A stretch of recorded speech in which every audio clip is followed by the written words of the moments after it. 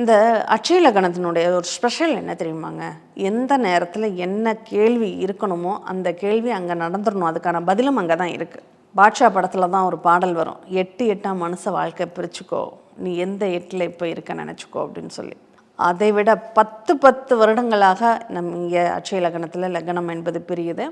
அந்த 10 வருடத்தில் முதல் 10 வருடம் நம்ம விளையாட்டு பருவம், 2வது 10 வருடம் படிப்பு, 3வது 10 வருடம் திருமணம், 4வது 10 வருடம் இடம் வீடு சொத்து சுகம் இதெல்லாம் வாங்கிடணும், 5வது 10 வருடம் ஆசை தீர அனுபவிச்சிடணும், 6வது 10 வருடம் ஆரோக்கியம் கெட்டுடும், 7வது 10 வருடம் தனிமை சூழ்நிலை உன்னை மாற்றிடும், 8வது 10 வருடம் நீ ஆசைப்பட்டது எதையுமே செயல்படுத்த முடியாது, அடுத்த 10 வருடம் நீ கோயில் குளம்னு காசி ராமேஸ்வரம்னு போகக்கூடிய ஒரு வாய்ப்புகள் தான் இருக்குது, அடுத்த 10 வருடம் உன் கர்மாவை அனுபவிச்சிடுவ.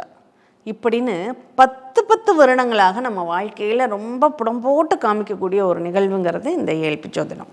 இப்படிப்பட்ட இந்த ஜோதிடத்தினுடைய நிகழ்வை நம்ம புரிஞ்சுக்கிட்டால் மட்டும்தான் காலாகாலத்தில் எந்தெந்த காலத்தில் என்னென்ன செயல்கள் இருக்குது அப்படிங்கிறத பார்த்து நம்ம அதுக்கு தகுந்த மாதிரி நம்மளை மாற்றி அமைச்சுக்கணும்.